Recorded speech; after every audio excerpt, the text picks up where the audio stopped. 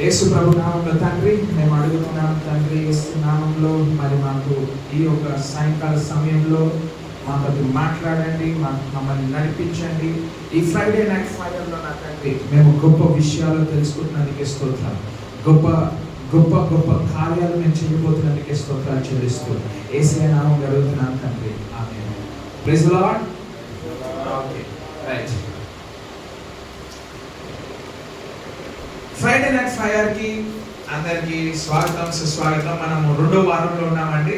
నేను ఈరోజు అడుగుతా ఉన్నాను, యేసయ్య ఏది మాట్లాడితే బాగా ఉంటుంది, ఏది చేస్తే బాగా ఉంటుంది, ఏది నేర్చుకుంటే బాగా ఉంటుంది అనేసి నేను చూడడం జరిగింది. అయితే బైబిల్స్ ఉన్నట్లయితే కొలొస్సీకి రాసిన పత్రిక 1వ అధ్యాయము 26, 27 వచనాలు మనం చూస్తున్నాం. కొలొషియన్స్ చాప్టర్ 1 verses 26 and 27.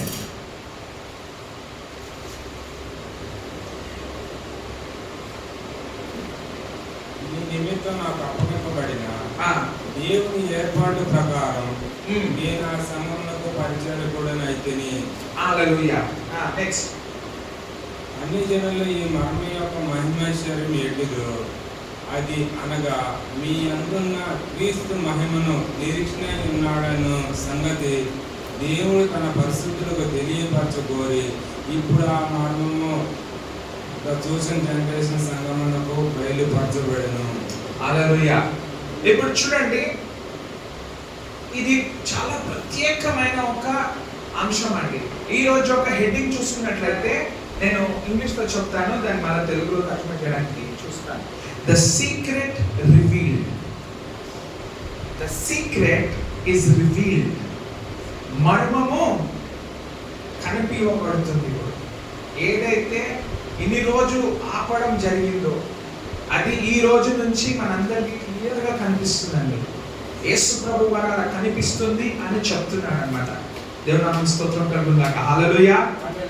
ఓకే, ఇది అండి చూడండి 26, 27 వచనాలు నేను గుడ్ న్యూస్ ట్రాన్స్లేషన్ లో నుంచి నేను ఒకసారి చదవాలనుకుంటున్నాను. దాని తర్వాత నేను ఎక్స్ప్లెయిన్ చేస్తాను. Which is the secret he hid through all the past ages from all human beings, but has now revealed to his people. Hallelujah. అక్కడ నుంచి నేను తీసుకున్నానండి. Secret is revealed.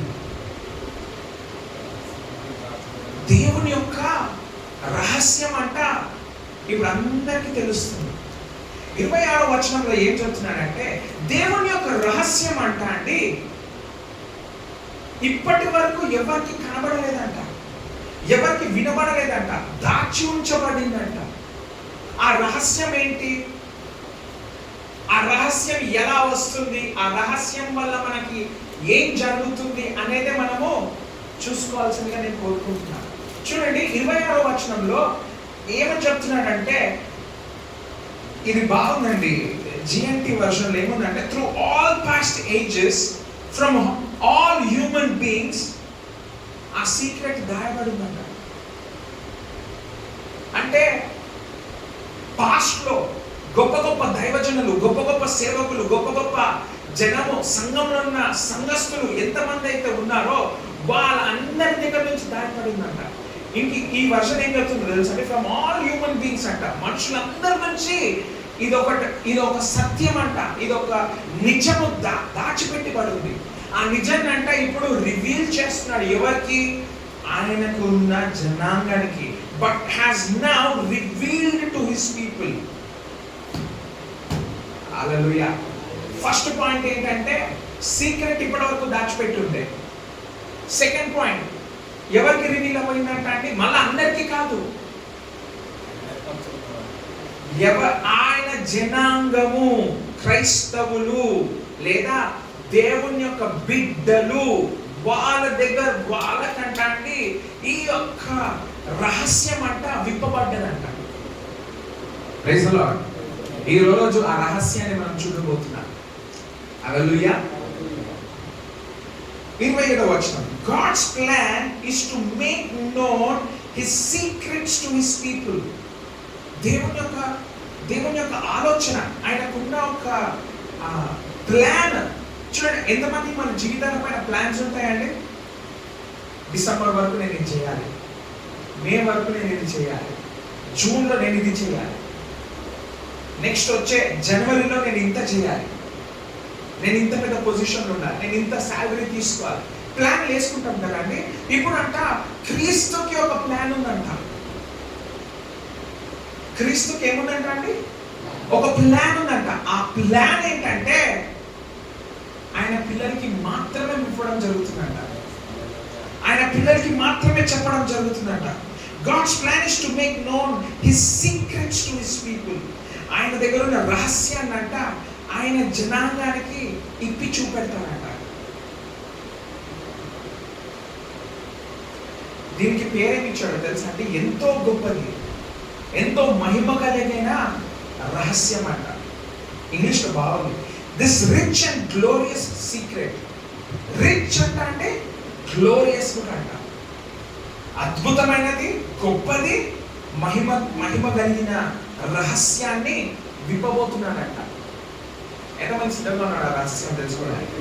ఆ రహస్యం ఏంటో లేదండి, మనం ఎన్నోసార్లు ఈ యొక్క వచనాన్ని మనం మాట్లాడి చూసాము, కానీ అది మనకు అర్థం కాలేదు. ఈ రోజు అది అర్థం చేయించడానికే మనము ఫ్రైడే నైట్ ఫైర్లో ఒక మన ఉద్దేశం. Okay, and the secret is that Christ is in you. Secret ఏంటంటే which is Christ in you. క్రీస్తు మనలో ఉండటం. అదే ఉందండి పైన, ఒకసారి చదువుతారా? క్రీస్తు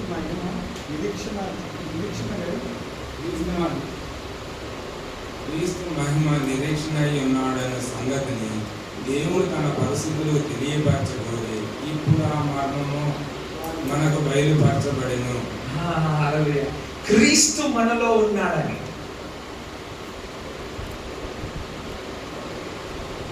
ఈ మర్మం అంట ఏం చేశాడంట అంటే బయలుపరిచాడంట. ఎంతమందికి అర్థమవుతుంది? బయలుపరచబడెను. ఏంటిగా మర్మం అంట అంటే క్రీస్తు నాలో ఉన్నాడు. ఇది బాగా చెప్తుంది, క్రైస్ట్ ఈస్ ఇన్ యూ. ఈ ప్రెసెంట్ టెన్స్ రియాలిటీ. నువ్వు ఇప్పుడు చదివినా, నెక్స్ట్ వచ్చే కాలాలలో, లేకపోతే 10 సంవత్సరాల తర్వాత చదివినా అది ఇప్పుడే అన్నట్టు మాట్లాడుతుంది. Christ is in you. నాలో క్రీస్తు ఉన్నాడు. చాలా జాగ్రత్తగా గమనించండి, అక్కడ యేసు క్రీస్తు అని లేదు. ఏముందంట అండి? ఉట్టి క్రీస్తు అని ఉంది. అక్కడ వ్యత్యాసం ఉంది. యేసుకి క్రీస్తుకి వ్యత్యాసం. మన క్రీస్తు అనేది యేసు ప్రభు పేరు కాదు. యేసు అనేది పేరు, క్రీస్తు అనేది అది ఒక అనాయింటింగ్. నేను చూసుకున్నాను, అది కూడా చూసుకున్నాను. చూడండి, బైబిల్ ఎప్పుడు యేసు ప్రభువారు యేసు ప్రభువారు అన్నాడు, కానీ యేసు క్రీస్తు మన ప్రభువారు అని ఎవరు మాట్లాడారు? యేసు ప్రభువారు అని అంటారు. క్రీస్తు ఎందుకు వదిలేస్తుంది మందిలో? క్రీస్తు అంటే ఏంటో తెలుసా అండి? హెబ్రీలో అభిషేకము, గ్రీకు భాషలో క్రిస్టోస్.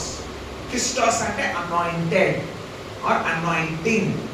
అనాయింటింగ్ కానీ అనాయింటెడ్ కానీ ఈ మాటలన్నీ ఎక్కడి నుంచి వస్తాయి అంటే క్రిస్టోస్. ఎంతమందికి అర్థమవుతుంది అని చెప్పారు?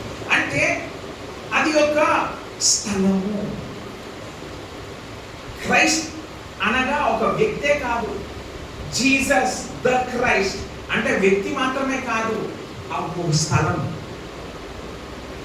ఏంటంటే అండి అదొక స్థలము.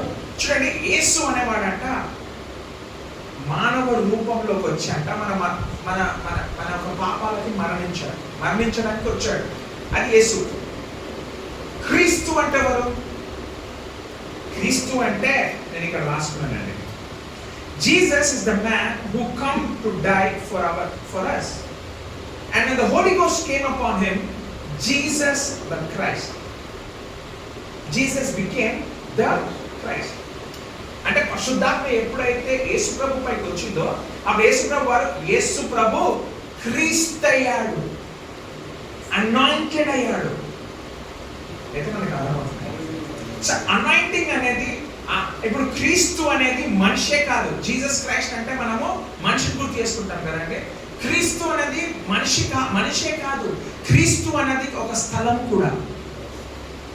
ఈ స్థలం ఎక్కడ ఉంటుందంట అండి? క్రైస్తవుల లోపల. అందుకే క్రైస్తవులు ఆ స్థలంలో నుంచి బయటికి రాకూడదు. మనకు అర్థం కావడానికి నేను చెప్తాను. ఐగుప్తులో ఇజ్రాయెల్ ఉన్న స్థలాన్ని ఏమని పిలిచేవాళ్ళు? గోషన్ అని పిలిచేవాళ్ళు.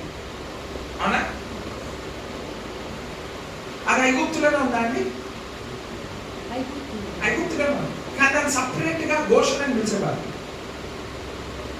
అంటే గోషన్ అంటే ఏంటో తెలుసా? దేవుడు వాళ్ళకి సపరేట్ గా ఎన్నుకొని మరి ఆ స్థలాన్ని ఇచ్చి దాంట్లో అభివృద్ధి ఇచ్చాడు.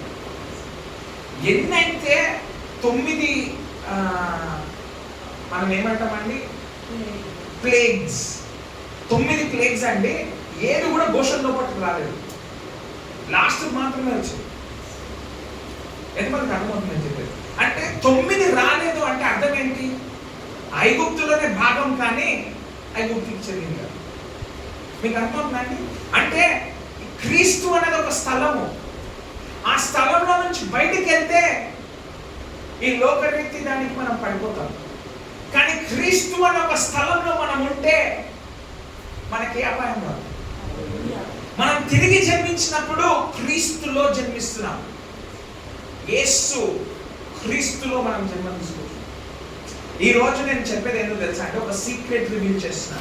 ఈ సీక్రెట్ తెలుసుకున్నాక మన జీవితంలో నుండి అనారోగ్యానికి అసలు స్థానం ఉండదు. మన జీవితంలో అంట లేమికి అసలు స్థానం ఉండదు. మన జీవితంలో అంట అసలు ఎటువంటి ఈ లోకానికి సంబంధించిన ఎటువంటి క్రియలకు కూడా మన జీవితంలో స్థానం అనేది ఉండదు. ఎందుకో తెలుసా అండి? ఎందుకంటే మనకి ఏం విప్పబడ్డదండి? ఒక రహస్యము మన సంఘానికి లేదా ఆన్లైన్ లో వినే వాళ్ళందరికీ విప్పబడుతుంది. ఏంటది? Christ is in you. క్రీస్తు నీలో ఉన్నాడు. చాలా మందికి క్రీస్తు నాలో ఉన్నాడంటే అర్థం కాదు.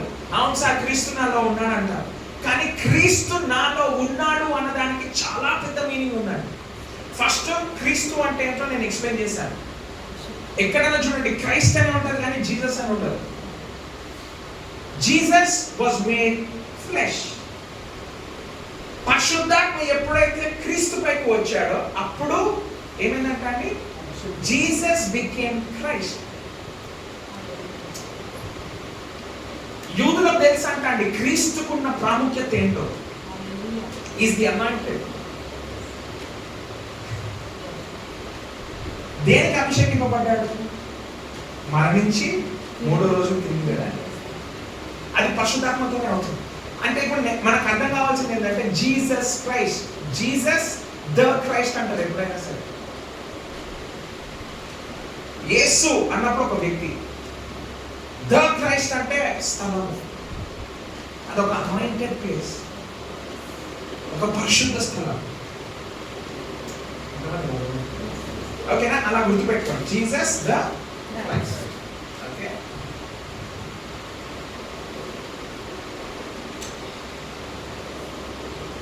ఇప్పుడు 2 కొరింథీ 5:17 చూసుకున్నాం. 2 కొరింథీ 5:17.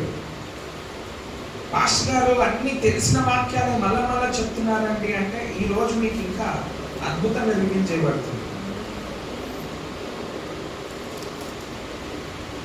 కాగా ఎవరైనా క్రీస్తునందు ఎడల వాడు నూతన సృష్టి, పాతవి గతించును, ఇదిగో క్రొత్త అయినవి. యాంప్లిఫైడ్ వర్షన్ క్లాసిక్ పెట్టాను ఇంగ్లీష్లో. కొన్ని మర్మాలు నేను చూపిస్తానండి. అది మనకి ఇప్పటి వరకు అర్థం కాలేదు, నాకు ఇలా నేర్చుకున్నప్పుడు కొత్తగా అనిపించింది. 2 కొరింథీ 5:17, 2 Corinthians chapter 5 verse 17. Okay, therefore if any person is engrafted, ఆ వర్డ్ చాలా ఇంపార్టెంట్. యాంప్లిఫైడ్ వర్షన్ లోనే రాయబడింది అన్నమాట. వేరే దాంట్లో ఏముంది? కాగా ఎవడైనాను క్రీస్తునందు యుండిన ఎడల. ఉండడం అంటే అర్థం కాదు. ఎన్గ్రాఫ్టెడ్ అంటే మనం పోవాల్సింది ఎక్కడ తెలుసా అండి? పోయిన ఆదివారం నేను చెప్పిన వాక్యానికి నేను నిజమైన ద్రాక్షవల్లిని, మనం అందరం ఏంటంటే అండి తీగలు అంటున్నాడు. తీగలు దేంట్లో ఎన్గ్రాఫ్ట్ అయి ఉంటాయి? కొమ్మలు దేనికి ఆనుకొని ఉంటే దాని లోపల జీవం వస్తుందంటే నిజమైన ద్రాక్షవల్లి కానుకుంటేనంట ద్రాక్షవల్లిలో ఉన్న జీవము కొమ్మల్లోకి వస్తాయి. ఆ జీవం కొమ్మల్లోకి వచ్చినప్పుడంట మంచి పచ్చ ఆకులు వస్తాయంట. ఆకులు రావడమే కాదు, పూలు కూడా వస్తాయి. పూలు రావడమే కాదు, ఆ పువ్వు నుంచి ఏమొస్తుందంట అండి? ఫలము, పండ్లు వస్తాయి. మీకు అర్థమైందా? అంటే ఎన్గ్రాఫ్టింగ్ అంటే అర్థమైందో తెలుసా అండి? ఒక దాంట్లోకి తీసి ఇంకో దాంట్లో మనం పెట్టబడడం. నేను అందుకే సండే రోజు నేను ఒక మాట చెప్పాను, గ్రాఫ్టింగ్ ఎంతమందికి తెలుసు అని. గ్రాఫ్టింగ్ అంటే ఏంటంటే ఎగ్జాంపుల్ గా నేను రోజ్ మొక్కలు చెప్పాను. రెడ్ రోజ్ ని తీసి కొమ్మ, వైట్ రోజ్ కొమ్మ తీసి రెండుని గ్రాఫ్టింగ్ చేసి పెట్టామనుకోండి, అక్కడ కొత్తది వస్తుంది. అది ఈ చెట్టుకి సంబంధించింది కాదు. ఆ కొత్త కొమ్మని తీసి మళ్ళీ నాటడం అనుకోండి, అది కొత్త చెట్టు. ఈ చెట్టుకి ఈ రెండు చెట్లకు సంబంధం లేదు దానికి. ఇంకా అయితే మనకు అర్థమవుతుంది. అలాగే ఇప్పుడు చూడండి, మనము తిరిగి జన్మించినప్పుడంట మన పాత జీవితము ఏదైతే ఉందో అది లేదంటే ఇప్పుడు మీకు అర్థమవుతుందండి. ఇప్పుడు చూడండి, ఎన్గ్రాఫ్టింగ్ అంటే అర్థం ఏంటంటే ఇప్పుడు నేను తిరిగి యేసయ్య నిజమైన రక్షకుడు నేను అంగీకరించినప్పుడు నాతో ఏమైతుంది? చాలా మందికి తెలియదు రక్షణలో ఏమైతుంది. ప్రార్థన చెప్పేసిన అయిపోయింది అనుకుంటాం. కాదు, ఆ ప్రార్థన చేసే సమయంలో నీకు ఒక ఆపరేషన్ అనేది జరుగుతుంది. ఆ ఆపరేషన్ ఏంటో తెలుసా అండి? ఎన్గ్రాఫ్టింగ్ అంటే మన పాపపు జీవితము, నా జీవితంలో పాపం ఎక్కువగా ఉంది కదండి, ఆ సోర్స్ ఏదైతే ఆ పాపం ఏదైతే నా జీవితంలోకి వస్తుందో యేసు ప్రభు వారు ఏం చేశారంటే అక్కడ మనం రక్షణ పొందినప్పుడు అది కట్ చేశారు. కట్ చేసేసి అది తీసుకొచ్చంట నిజమైన ద్రాక్షవల్లికి అంటబెట్టాడు. అట్లా అంటబెట్టగానే ఏమైపోయిందండి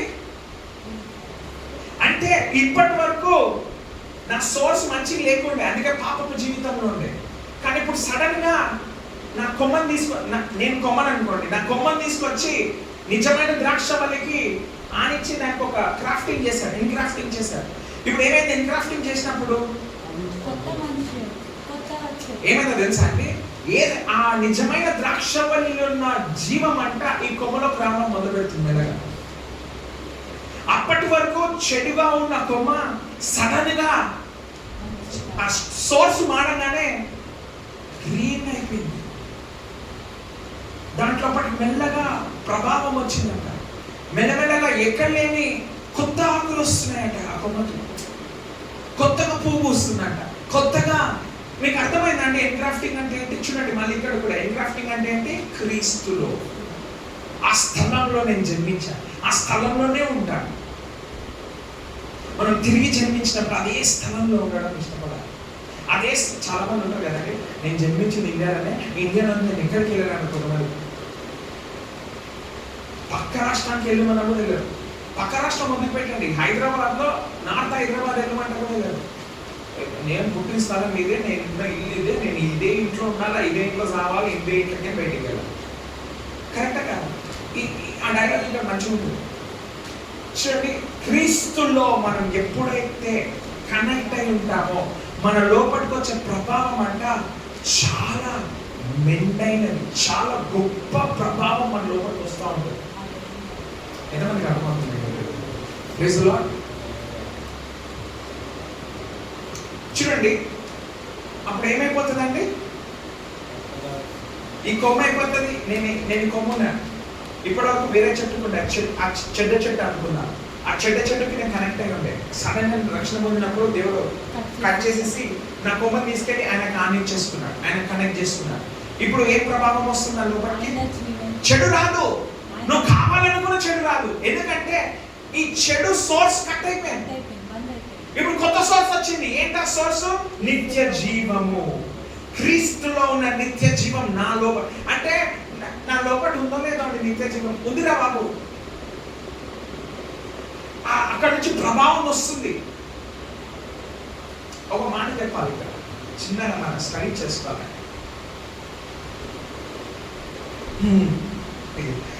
నిత్య జీవం మన లోపలికి వస్తుందంటే మనకు అర్థం కాదు, మనకి ఏమైందని మనకు అర్థం కాదు. మన మార్పులు ఎక్కడి నుంచి మొదలైనా తెలుసా అండి? మన జెనెటిక్ దగ్గర నుంచి మార్పులు మొదలవడం స్టార్ట్ అవుతుంది. మీకు అర్థమైందండి? చూడండి, ఇప్పుడు ఒక కొమ్మను తీసుకొచ్చి ఇంకో కొమ్మను పెడితే దీని జెనెటిక్ కలిస్తే ఇక్కడ కొత్త జెనెటిక్ వస్తుంది. అర్థమైందండి? అవునా కాదు? ఇప్పుడు దీని జెనెటిక్ లెక్క ఉండదు, కొత్తగా ఉంటుంది. ఎంతమందికి అర్థమవుతుంది చెప్పి? ఇప్పుడు నా ప్రభావము మార్చబడ్డది కాబట్టి చాలా జాగ్రత్తగా వినాలి, ఇది చాలా ఇంపార్టెంట్. ఎవరు కూడా అటు ఇటు డిస్ట్రాక్ట్ కావద్దు. నిత్య జీవం క్రీస్తులో నుంచి నాకు వస్తున్నప్పుడు అండి నా దగ్గర కొన్ని మార్పులు జరుగుతాయి. ఆ మార్పులు పై మార్పులు కాదు, మేకప్ వేసుకున్న మార్పులు కాదు, బట్టలు మార్చుకున్నంత మార్పులు కాదు, ఇస్త్రీ బట్టలు వేసుకుంటే మనిషి మారుతారు అన్నట్టు ఆ మార్పులు కాదు వచ్చింది.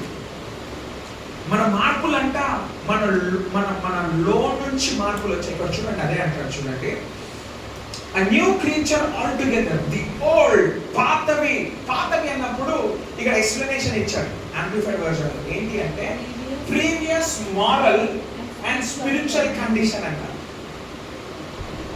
మారల్ అంటే ఏంటో తెలుసా అండి? పాత జీవితంలో ఉన్న మారల్ వాల్యూస్. నన్ను కూడా ఏమనంటే పాపం, అదే వేరే ఏమనంటే నేను కూడా దూకి వాళ్ళని అనేస్తా, అది వాళ్ళ పాపం అనిపించదు. మారల్ వాల్యూస్ ఉంటాయి కదండి. నీ మారల్ వాల్యూస్ మంచోడు కాదు, ఎందుకు? అది బుద్ధి. మారల్ అంటే బుద్ధి. నన్ను అంటే అందరూ మనం సెంటర్ ఉండాలి, అందరూ నన్ను గురించి ఆలోచించాలి. అదే వాళ్ళకి ఏమైనా అయిందంటే మనం ఆలోచన కూడా చెయ్యం. ఏమైంది మన మారల్ వాల్యూస్కి? వాళ్ళు మనుషులు కాదా అంటారు కదండి. నువ్వు మనిషిని కాదా అసలు? వాళ్ళ గురించి నువ్వు బాధ లేదా మన అయితే, సంతోషం లేదా వాళ్ళ జీవితంలో? అయితే ఎప్పుడు చూడు నీ చుట్టే అందరు తిరగాల అంటే అర్థం ఏంటంటే మారల్ వాల్యూస్. పాత జీవితంలో నీకున్న మారల్ వాల్యూస్ తీసేసారు దేవుడు. మారల్ వాల్యూసే కాదండి, ఇంకేం తీసాడు? పక్కన చదవండి, నీ ఆత్మీయ కండిషన్ కూడా పోయి. అంటే మనం ఏదైతే శారీరకంగా సంపాదించుకున్నామో, నేను మంచోడిని, నేను దేవుడి వాక్యం వింటున్నా కాబట్టి నేను మంచోడిని అన్న ఒక కండిషన్ ఏదైతే మనిషికి మనస్తత్వం ఉంటుందో అది కూడా తీసి పక్కకు పడేసినాడు. ఎందుకంటే మనతో నేను కాదండి, మన స్పిరిచువల్ కండిషన్ మనం ఏదో చేసినందుకు కాదు. అందుకే ఏమన్నాడు? పాతవి గతించాను. అంటే పాత జీవితంలో నేను ఏమైనా చేయవచ్చు. నేను పాపం చేసి వచ్చి ఏసయ్యా నువ్వు ఎంత మంచి దేవుడు అయ్యా, రమేష్ యేసుబాబు నేను క్షమించాలంటే క్షమించేస్తాను అంటే నీ ఆత్మీయ కండిషన్ అంటే ఎలా ఉంది? రోగంతో ఉంది, ఆత్మీయ రోగంతో బాధపడుతున్నాడు అట్లాంటి వ్యక్తి. ఆ కండిషన్లను కూడా తీసేశాడంట దేవుడు. ఆ వ్యక్తిని దాని నుంచి కూడా విమోచన ఇచ్చాడంట. హల్లెలూయా, హల్లెలూయా. అంటే ఇక్కడ మనం ఒకటి తెలుసుకోవాలండి. లూకా సువార్త 5వ అధ్యాయం 38వ వచనం. Luke chapter 5 verse 38.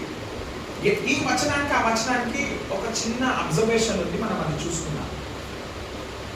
లూక్ 5:38. అయితే కొత్త ద్రాక్షారసము కొత్త తిత్తిలోనే పోయవలెను. But new wine must be put into fresh wine skin. అంటే అక్కడ ఏం చెప్తున్నాడంటే ఇక్కడున్న పరిస్థితులు వేరు, కానీ మనం అర్థం చేయడానికి నేను ఇది తీసుకున్నానండి, ఈ వచనం తీసుకున్నాను అంటే ఓకేనా. అక్కడ ఏం చెప్తున్నాడంటే పాత వైన్ చాలా గొప్పదని చెప్తున్నాడు, కొత్త వైన్ని పాత స్కిన్లో పోయొద్దు అంటున్నాడు. ఎందుకు పోయొద్దు అంటున్నాడు లూకా? పాత విద్దుల్లో నూతనమైన ద్రాక్షరసం పోయొద్దు. ఎందుకో చెప్పాలండి, కొత్త వైన్ అంట ఫర్మెంట్ అవుతా ఉంటుంది. ఫర్మెంట్ అయినప్పుడు పాత వైన్ స్కిన్స్ ఏదైతే ఉంటాయో అవి చిరిగిపోతాయంట. ఎందుకంటే ఆల్రెడీ దాని లోపల వైన్ నుండి ఫర్మెంట్ అయిపోయింది, అది పాత పడిపోయింది. కొత్త వాటిని అది భరించలేదు. మీకు అర్థం కావాలి? హల్లెలూయా, హల్లెలూయా. అంటే నీ పాత జీవితము కొత్త జీవితాన్ని భరించలేదు.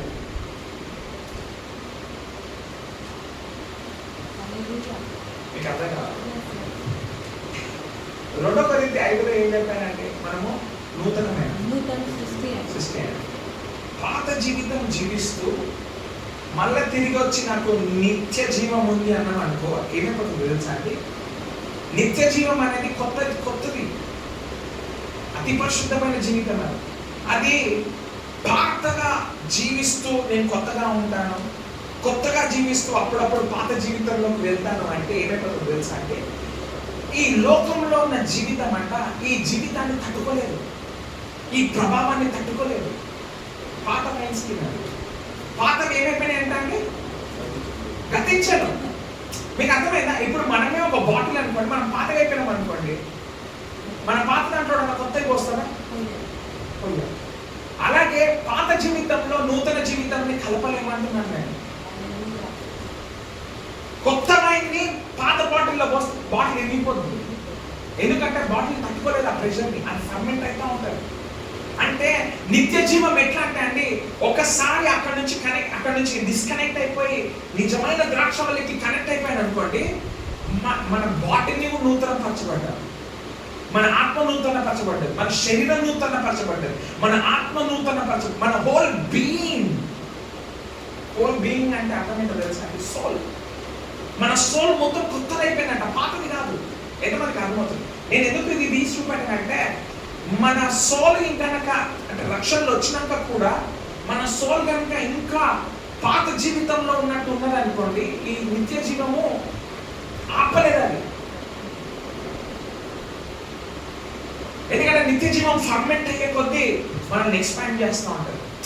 ఓ రసాల అందరికి కనెక్ట్ కాగానే మనకి ఏందో తెలియదు, కానీ అది ఫర్మెంట్ అయ్యే కొద్దీ దేనికి ఎక్కువ వాల్యూ ఉంటుందండి? 1980, 70s ఉన్న బాటిల్స్ ఉంటాయి చూడండి, వైన్ బాటిల్స్, దాని ఖరీదు ఎక్కువ. ఎంత పాతగా ఉంటే అంత. ఇప్పుడు చూడండి ఏమంటున్నాడో, మన నిత్య జీవనంలోకి వచ్చినప్పుడు కొత్తగా ఉంటామేమో, కానీ పౌలు భక్తుడు అదే అంటున్నాడు కొరింథీకి రాస్తూ, నేను వచ్చిన కొత్తలో మీకు పాలు తాగిచ్చారు, తిరిగి వచ్చిన తర్వాత కూడా మీరు పాలు తాగుతున్నట్టు మీరు ఎంత ఎదగకుండా ఉన్నారు. అంటే మీకు అర్థమైందండి? అంటే ఏం చెప్తున్నానంటే, ఫర్మెంటేషన్ అయ్యే కొద్దీ, నిత్య జీవం మనకి ఎక్కే కొద్దీ బాడీలోకి, మన బాడీలో జెనెటిక్ లెవెల్లో నుంచి మొదలయ్యి అన్ని చేంజెస్ అవుతూ ఉంటాయి. మనం ఒట్టి కనెక్ట్ కాలేదు, అనుకుంటున్నాను. అంటే మార్పు అనేది కేవలం శరీరంలో ఆత్మలో కాలేదు, జెనెటిక్ లెవెల్లో నుంచి చేంజ్ అవుతుంది వస్తుంది. చూద్దాం, అది కూడా చూద్దాం. ఎంతమందికి అర్థమవుతుందండి వాక్యం? Praise the lord.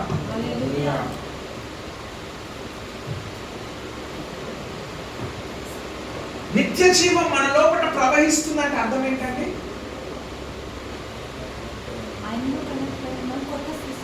అంటే నేను ఇప్పుడు కొంచెం సైన్స్ క్లాస్ చెప్తాను, జాగ్రత్తగా వినాలి. అది వినిపించుకోకుండా ఉండకండి, జాగ్రత్తగా వినాలి, ఎందుకంటే చాలా ఇంపార్టెంట్. అది అర్థమైంది అనుకోండి, మన శరీరంలో రోగం రాదు, అసలు మరణం కూడా రాదు. అంత దూరం వెళ్ళొచ్చు మనం. నేను చెప్తున్నాను చూడండి, మన శరీరంలో అంట సెల్స్ ఉంటాయి. ఏముంటాయి? ఏముంటాయండి? సెల్స్. అంటే సెల్, ఓకే. ఒక్కొక్క సెల్ ఒక్కొక్క టిష్యూని చేస్తుంది అంట. అర్థమవుతుందా? ఆ టిష్యూ అన్నింటినీ కలిపితే ఒక శరీరంగా మారుతుంది. ఇప్పుడు మనము తల్లి గర్భం దాల్చింది అనుకోండి, యేసుప్రభు మొదటిగా శరీరాన్ని చేసినప్పుడు అది చేయడు. 9 నెలలు ఎందుకు కావాలి? గర్భంలో అంట ఒక్కొక్క సెల్ని జాయిన్ చేస్తా ఉన్నాడు. దీన్ని అర్థం చేయించాలంటే, ఎప్పుడన్నా పూసలు కూర్చారంటే మనం చూస్తాం కదా పెద్దలు కానీ, ఇప్పుడు పని వాళ్ళు ఎట్లా కూర్చుతారంటే, సూది తీసుకొని ఒక దండ చేయాలంటే పూస ఒకదాంట్లో అది కలిపి పెద్దగా చేస్తే సడన్ గా ఒక ఫస్ట్ పోయినాం అనుకోండి, ఏం చేస్తున్నాడు పిచ్చిగా, ఆ దారం ఏంటి, ఆ పూస ఏంటి, ఆ సూది ఏంటి అంటాం. కానీ అదే ఒక నెల తర్వాత పోయి చూస్తే ఆ పూస ఏంటో, దారం ఏంటో, ఆ సూది ఏంటో తర్వాత తెలుస్తుంది. అంటే ఆ మూడింటిని బట్టి అంట అండి, అది నేర్చుకున్న వాళ్ళు ఒక దండ తయారు చేశారంట. ఆ దండ ఎంత లేదన్నా 5,000, 10,000 కంటే తక్కువ పోదు. స్టార్టింగ్ లో మనందరం ఏమనుకొని ఉంటాము, ఆ పూసలేందో, ఆ దారం ఏందో, ఆ సూది ఏందో అనుకుంటాం కదండి. ఇప్పుడు అంటే ఒక మనిషి శరీరము కావాలి అంటే మొదటిగా సెల్ లెవెల్ నుంచి డెవలప్ చేసుకుంటూ రావాలి. ఆ సెల్స్ అంట మెల్లమెల్లగా డిఫరెంట్ టిష్యూ ఫామ్ అవుతుంది. డిఫరెంట్ టిష్యూని అంట దగ్గరికి తీసుకొస్తే ఒక హ్యూమన్ బీయింగ్ ఫామ్ అవుతాడు. అర్థమవుతుందంటే గుర్తుపెట్టుకోవాలి. ఇప్పుడు ఏ సెల్ అయితే ఉందో, చిన్న సెల్, చాలాసార్లు మనము ఎన్నో సీరియల్స్ మూవీస్ చూసే ఉంటాం. డిఎన్ఏ టెస్ట్ తీయాలంటే ఏం చేస్తారంటే మన నోట్లో ఉన్న ఉమ్ము కానివ్వండి, జుట్టు కానివ్వండి, చొక్కలో ఉన్న చెమట ద్వారా కూడా ఇప్పుడు డిఎన్ఏ తీస్తున్నారు. అవునా? అది ఎక్కడి నుంచి తెస్తున్నారు తెలుసా? సెల్ లోపల.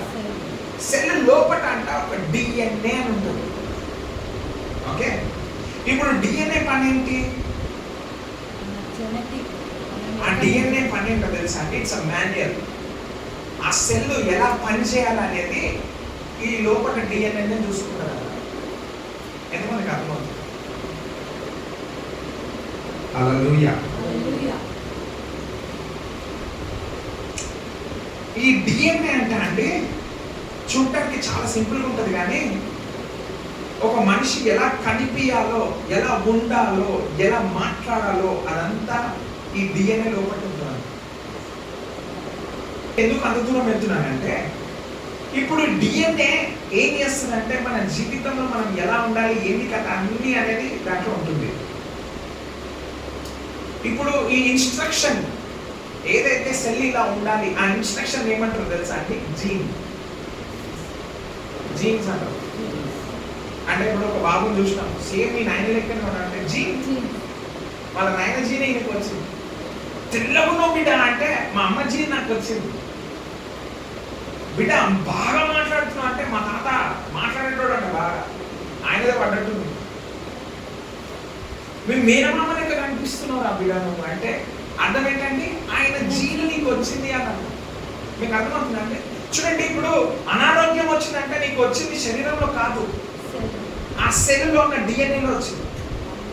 డిఎన్ఏ ఖరాబ్ అయితే సెల్ ఖరాబ్ అవుతుంది. సెల్ ఖరాబ్, ఇప్పుడు క్యాన్సర్ సెల్స్ అంటే అర్థం ఏంటి? సెల్స్ క్యాన్సర్ సెల్స్ అంటే సెల్ అంటే అర్థం ఏంటి? సెల్ లోపల డిఎన్ఏ లోపల జీన్ ఉంది.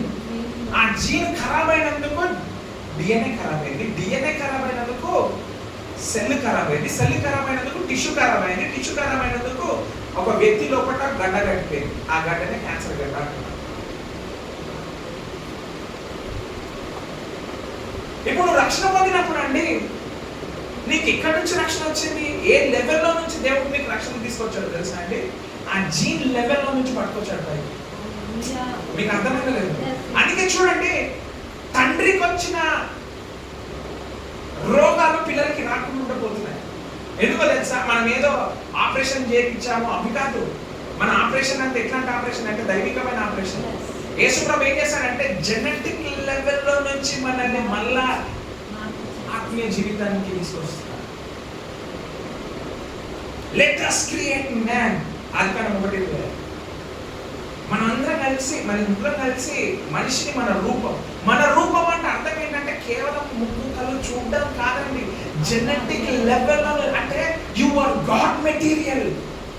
ఏ జీన్ అయితే తండ్రి ఏ జీన్ తో అయితే అయ్యాడో, మనం రక్షణ పొందిన తర్వాత అదే జీన్ మన లోపలికి వచ్చిందంట. ఇప్పుడు అర్థమైందండి? కొత్త మైండ్ పాతపాటుగా వేయలేదు. అంటే ఈ జీన్ ఏదే మన లోపల ప్రభావం వచ్చిందంటే అర్థం ఏంటో తెలుసా అండి? నిత్య జీవం మనం పొందుకున్నామంటే అర్థం ఏంటో తెలుసా అండి? ఆయన చెట్టులో ఉన్న డిఎన్ఏ కొమ్మలోకి వస్తేనే ఫలం వస్తుంది. జీవం ఒకటి పాస్ అయితే కాదు, డిఎన్ఏతో సహా అన్ని మార్చబడతాయి అంట కొమ్మలో. అయితే మనకు అర్థమవుతుంది. అది మార్పు వచ్చినందుకంటే ఆ ఫలం ఎక్కువగా వస్తుందంట. ఈరోజు నీ డిఎన్ఏ ఏ డిఎన్ఏ అయి ఉన్నది? వాక్యం అంటున్నది నువ్వు క్రీస్తులో నుంచి జన్మించావు. నువ్వు క్రీస్తు యొక్క బీజము నీ లోపల ఉంది అంటే అర్థం ఏంటండి? బీజం అంటే ఏంటో తెలుసా అండి? స్పర్మా. గ్రీక్ భాషలో స్పర్మా అంటాం. ఏది ఇంగ్లీష్ లాంగ్వేజ్ లో వచ్చే స్పర్మ్.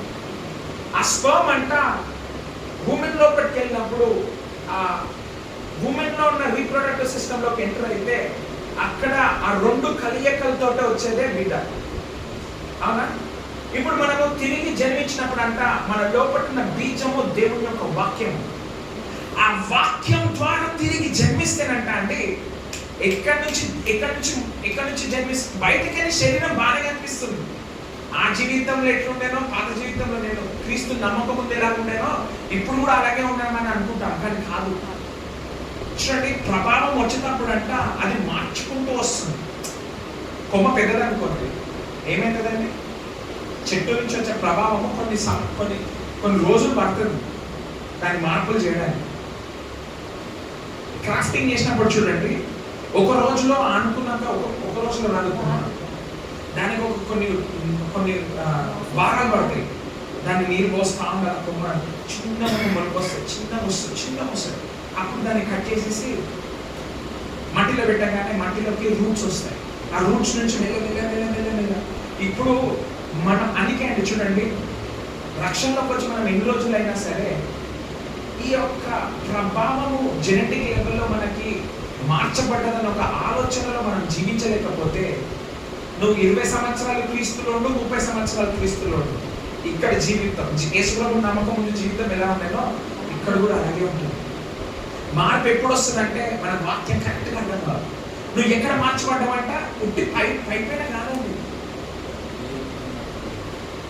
ఒక పిచ్చోని తీసుకొచ్చేసినాం అనుకోండి, కటింగ్ చేసేసి గడ్డం మార్చేసి స్నానం చేయించేసి మంచి ఇస్త్రీ బట్టలు వేసినాం అనుకోండి, మార్పు కనిపించదు. మార్పు కనిపిస్తుంది అండి, నిజంగా కనిపిస్తుంది. బయట మార్పే కనిపిస్తుంది, మళ్ళా లోపల అదే పోయి మళ్ళీ అడుగుకుంటాడు, భిక్షం అడుగుకుంటాడు. కానీ యేసు ప్రభు మనల్ని పైపైన మార్చలేదండి.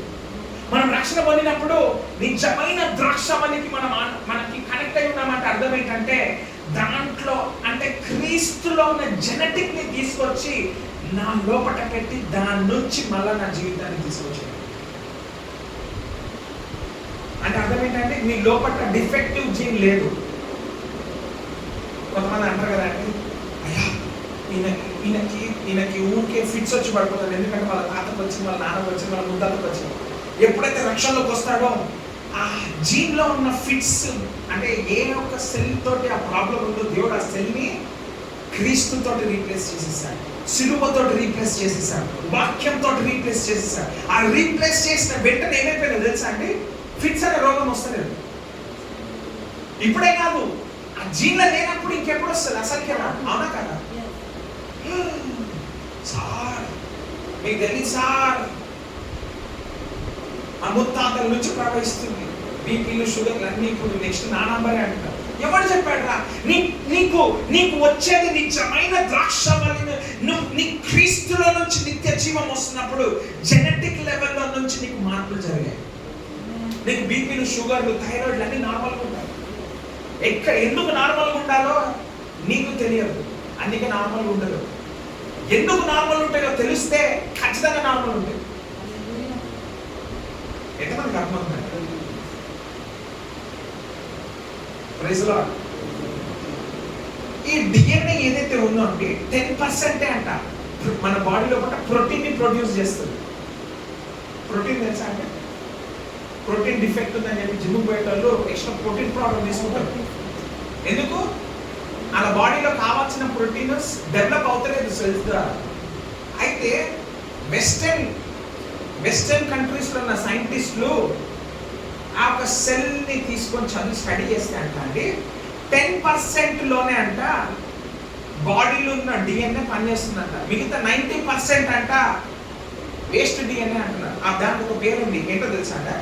Junk DNA. జంక్ అంటే అర్థం ఏంటో తెలుసా అంటే, కుప్పలు పడుతుంది దేనికి దాంట్లో. కానీ అంటే కొంతమంది సైంటిస్టులు రష్యా నుంచి వచ్చిన వాళ్ళు ఈ జంక్ డిఎన్ఏ అంటే ఏంటి, దాంట్లో ఏముంది అని స్టడీ చేస్తారంట. దాన్ని అన్ని తీసి చదివితే అంట ఆఖరికి వాళ్ళు తీసుకొచ్చి ప్రెసిడెంట్ ఆఫ్ యునైటెడ్ స్టేట్స్తో కలిసి వాళ్ళు చెప్పారంట. ఇప్పుడు ప్రెసిడెంట్ కాదండి, బిల్ క్లింటన్ ఉన్న టైంలో అక్కడ చెప్తే ఆయన చేసిన స్టేట్మెంట్కి మొత్తము ఓవల్ ఆఫీస్ మొత్తం సైలెంట్ అయిపోయిందంట. ఒక కెమెరా కూడా క్లిక్ అవుతుంది. ఏంటి స్టేట్మెంట్ అంటే, మనము దేవుడి మాటల చేత చేయబడ్డాము అని చెప్పాడండి. మనం జన్మించినప్పుడు ఆయన మాటలతో జన్మించాము. మన శరీరము తల్లిదండ్రుల నుంచి వచ్చింది కాదు, ఆయన మాటల నుంచి వచ్చింది అన్నాడు. మొత్తం ఓవల్ ఆఫీస్ సైలెంట్ అయిపోయిందంట. కానీ మనకు అర్థం కావాల్సింది ఏమో తెలుసా అంటే, దేవుడు ఎప్పుడో చెప్పాడు, బైబిల్ ఎప్పుడో చెప్తున్నాడు. ఎంతమంది అయితే ఆయనను అంగీకరిస్తారో. యోహాను సువార్త తీద్దాం ఒకసారి. హల్లెలూయా. యోహాను సువార్త 1వ అధ్యాయం.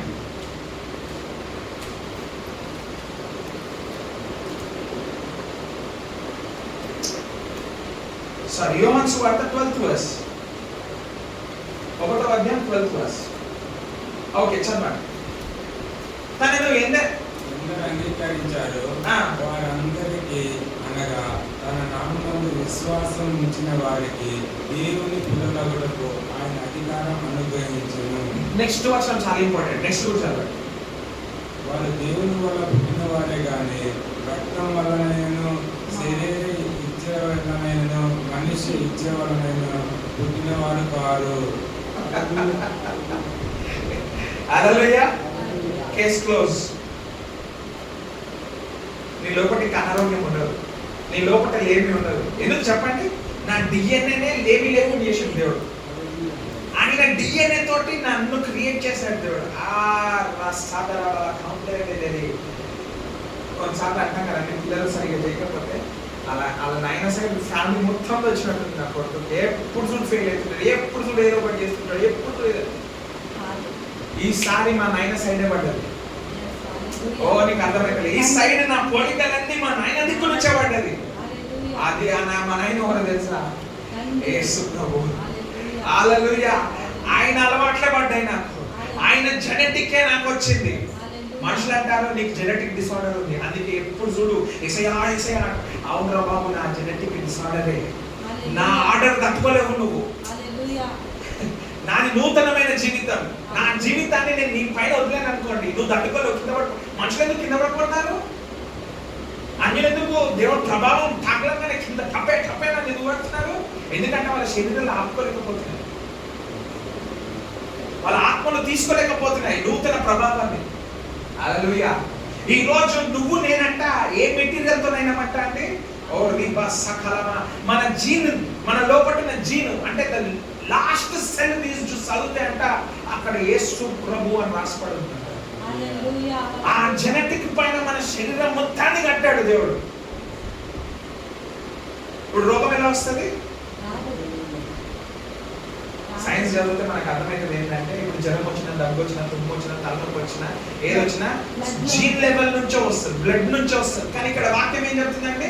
మన వాడు దేవుడి వలనే పుట్టిన వాడే కానీ అంటే అర్థమైతే తెలుసా అండి? మీ తల్లిదండ్రుల రక్తాన్ని పిచ్చర్లకి తీసేశాడు దేవుడు. నువ్వు ఎవరి వల్ల పుట్టావంట? దేవుడి వల్లనే పుట్టినవాడు. దేవుడి వల్ల పుట్టావు. దేవుడి వల్ల అంటే అర్థమైతే తెలుసా అండి? మీకు అర్థం కాలేదు, మీకు అర్థం కాలేదు, అర్థం కాలేదు. ఎందుకో తెలుసా? నేను చెప్తా, అర్థం చేపిస్తాను. పిల్లలు మమ్మీతో ఉన్నామంటారు, మీ డాడీ ఎవరు అంటే, మీ డాడీ ఎవరంటే మనం ఎవరు చూపిస్తాం? భార్య ఏమో భర్తను చూపిస్తుంది, పిల్లలేమో తండ్రిని చూపిస్తారు. ఇక్కడ మనం తిరిగి జన్మించినప్పుడు అంట అందరూ ఎవరిని చూపెట్టాలంట? మీకు అర్థమైందండి? అర్థమైందా? అంటే నేను జన్మించింది ప్రస్తుతానికి క్రీస్తు నమ్మకం ఉందేమో నా తల్లిదండ్రులనేమో, కానీ నేను తిరిగి జన్మించినప్పుడు అంట నేను ఎవరి వల్ల జన్మించానంటే, నువ్వు జన్మించిన మీ అమ్మ నాన్న ద్వారానే, కానీ నువ్వు ఎప్పుడైతే నన్ను నమ్ముతావో నువ్వు జన్మించిన నా ద్వారా. ఇప్పుడు అర్థమైందా అంటే? అంటే కొన్నిసార్లు బూతులు ఎక్కింపిస్తారు కానీ బూతులు కాదు. మన తల్లి లేరు, తండ్రి ద్వారానే పుట్టారు.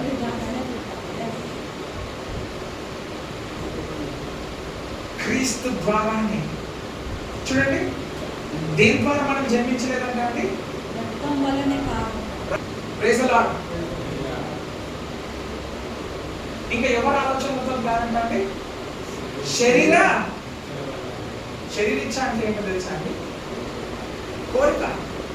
నేను నా భార్య కలిస్తే మా ఇద్దరి కలియకలో నుంచి కుమారుడు వచ్చి, ఇక్కడ కలియక ఎవరు కోరికతో కాదు, ఎవరు కోరుకున్నాడంట? తండ్రి కోరుకున్నాడు. ఆ కోరుకోవడంలో నుంచే మనం జన్మించాం. ఈ కోరిక శారీరక కోరికలతో నువ్వు పుట్టలేదు. హలో, నువ్వు శారీరక కోరికలతో పుట్టలేదు. క్రీస్తు నమ్మకం నువ్వు ఎట్లా పుట్టావు నాకు తెలియదు. తల్లిదండ్రులు అనొచ్చు, మేము ప్లాన్ చేసుకోలేదు, నువ్వు వచ్చేసావు, ఇక మేము ఏం చేయలేక మేము నేను ప్రేమిస్తున్నాం. లేదా మనుషుడు వదులుతాడేమో, అలా వదిలినప్పుడు మనం ఎంతో పాపం అంటాం కదండి. అట్లాంటి వాళ్ళకి ఏం తీసుకెళ్ళదు తెలుసా? రక్షణ. అరే నీ పుట్టుక ఏ విధంగా అయినా నాకు తెలీదు, కానీ ఇప్పుడు వచ్చే పుట్టుక నీ గురించి కునుకడు నిద్రపోడు ఆలోచనలోనే ఉంటాడు. అటువంటి తండ్రి నిన్ను కోరుకున్నాడు కాబట్టే నువ్వు తిరిగి జన్మిస్తున్నావు. నీ జన్మకు ఒక ఇంతకుముందు నీ జన్మకు అసలు ఏం వాల్యూ లేదేమో, ఎప్పుడు నువ్వు చాలా వాల్యూబుల్ దేవుడికి. ఆయన కోరికతో నువ్వు పుట్టావు, శారీరక కోరికలతో. ఇంకేంటంటే మనుషుడు ఒక ఆలోచనతో కాదంట. హలో, మనుషుడు ఒక ఆలోచన అనుకుంటున్నావా? మనుషుడు ఒక ఆలోచనతో కాదు. మనుషుడు ఆలోచన నీకు దైవికమైన ఆరోగ్యం కాదు. నువ్వు తిరిగి జన్మించిన మనుషుడు ఆలోచనతో కాదు. ఈ లోకపు ఆలోచన అంటే పిచ్చి ఆలోచన.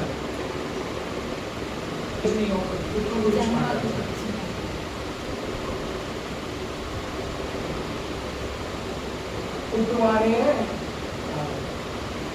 మనిషి ఆలోచన చేత కాదు, శారీరక కోరికల చేత కాదు, ఎవరో ఆలోచించి వాళ్ళు ఆలోచించి మాకు భవిష్యత్తు యేసుప్రభు దగ్గర రాకముందు అదే నీ ఐడెంటిటీ ఏమో, కానీ యేసుప్రభు దగ్గరకు వచ్చిన తర్వాత, నువ్వు రక్షణలోకి వచ్చిన తర్వాత నీ ఐడెంటిటీ మారిపోయింది. ఆయన రక్తం చిందించి మనల్ని కొనుక్కున్నాడు. కొనుక్కోవడమే కాదండి, మనల్ని ఆ ఒక చెడు సోర్స్ లో నుంచి తీసుకొచ్చి నిజమైన ద్రాక్షవల్లి అనే ఒక క్రీస్తుకి మనల్ని ఎన్గ్రాఫ్ట్ చేశాడు. ఎన్గ్రాఫ్ట్ చేయగానే మన లోపల మెల్లగా ప్రభావం వస్తా ఉందంట. అది వచ్చిన ఆ ప్రభావం స్టార్ట్ అయినప్పుడు అంటే చిన్న చిన్న లీవ్స్ వచ్చాయంట బయటికి. ఆ ప్రభావం రావడం మొదలు పెడుతుంటే మెల్లమెల్లగా ఆకులు వచ్చాయంట బయటికి. ఆ ప్రభావం రావడం మొదలు పెడితే మెల్లగా పువ్వులు వచ్చాయంట బయటికి. ఆ ప్రభావం వస్తా ఉంటే మెల్లగా ఫలాలు వచ్చాయంట బయటికి. ఆ ప్రభావం వస్తా ఆ ఫలాలు కింద పడి మళ్ళా విత్తనాలు మనల్ని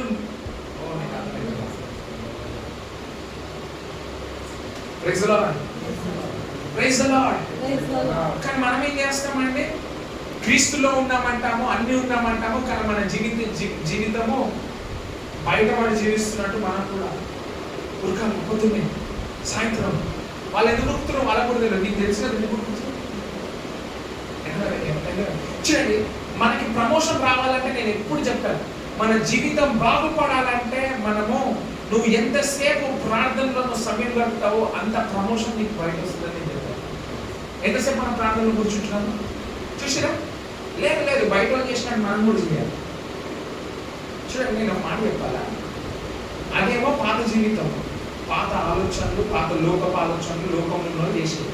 ఇప్పుడు దేవుడు మనల్ని అక్కడి నుంచి తీసేశాడు. అక్కడ కట్ చేసేసుకోమని ఇప్పుడు నిత్య జీవం అనే ఒక నిజమైన ద్రాక్షవల్లి అనే ఒక వల్లికి, అంటే క్రీస్తు అనే ఒక వల్లికి మనల్ని ఎన్గ్రాఫ్ట్ చేసేస్తాడు. ఇప్పుడు ఏమైతుందండి? మన మార్గం ఆ మార్గం ఒకటేనా? చెప్పాలి. నా మార్గం ఆ మార్గం ఒకటేనా? కాదు, ఈ మార్గము వేరు. ఎందుకంటే అది లోకపు మార్గము, ఇది నా మార్గం.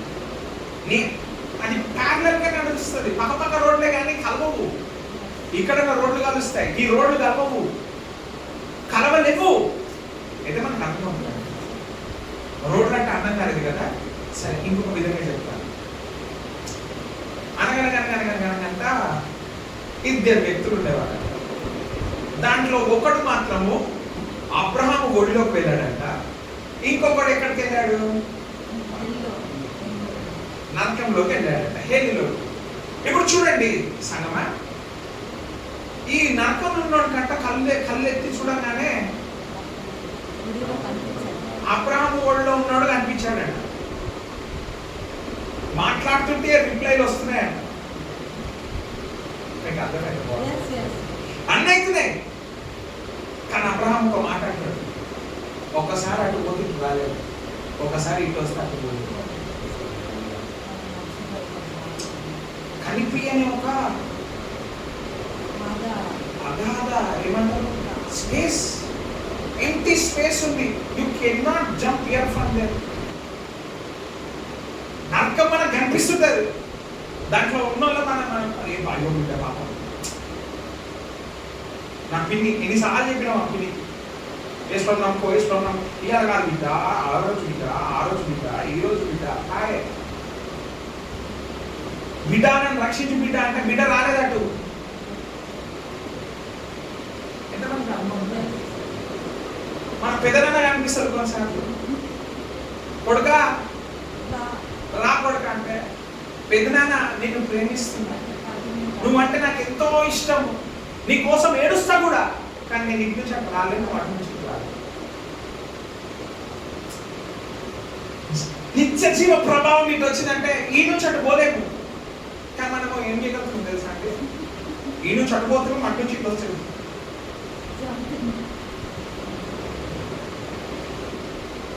నువ్వు సోర్స్ మార్చేస్తే ఉంటుందా అండి?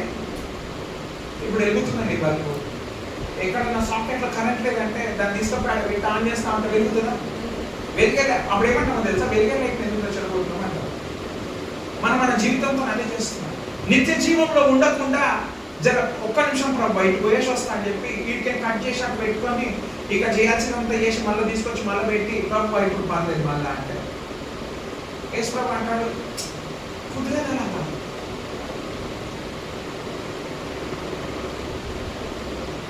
ఎందుకు కుదరదు తెలుసా అంటే, నువ్వు ఎప్పుడైతే క్రీస్తు నమ్ముకుంటావు ఇక్కడ నుంచి నీకు మార్పులు జరుగుతున్నాయంట. జెనెటిక్ లెవెల్ నుంచి, జీన్ లెవెల్ నుంచి. మా దగ్గరే కనిపిస్తుంది, అర్థంలో చూసుకోవడం తండ్రి అక్కడ కనిపిస్తుంది. మనం ఆయన స్వరూపంలో చేయాలి. స్వరూపం అంటే ఎప్పుడు వస్తాం? మన ముఖ చిత్రము నా తండ్రిలోకి ఎప్పుడు వస్తాం? నాకు ఆయనలో ఉన్న జీన్ నాకు వచ్చినప్పుడు. అవునా కాదా అండి? ఇప్పుడు నీ డిఎన్ఏ మారింది. హలో, నీ డిఎన్ఏ మారిపోయింది. ఎవరి డిఎన్ఏ? క్రీస్తు యొక్క డిఎన్ఏ. ఆయన రక్తం చుక్కలో పడ్డ ప్రతి ఒక్క డిఎన్ఏ ప్రతి ఒక్కరిని కలిసిందంట. ఇంకా కలుస్తుంది కూడా. ఓ అది వచ్చి మారిపోగానే మొత్తం డిఎన్ఏ లెవెల్, నీ డిఎన్ఏ మొత్తం మారిపోతుంది.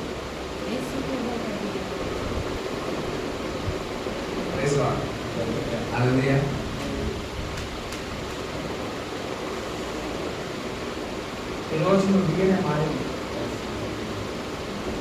నెక్స్ట్ టైం నుంచి అర్థంలో చూసుకున్నప్పుడు మార్చలేదు నా జీవితం.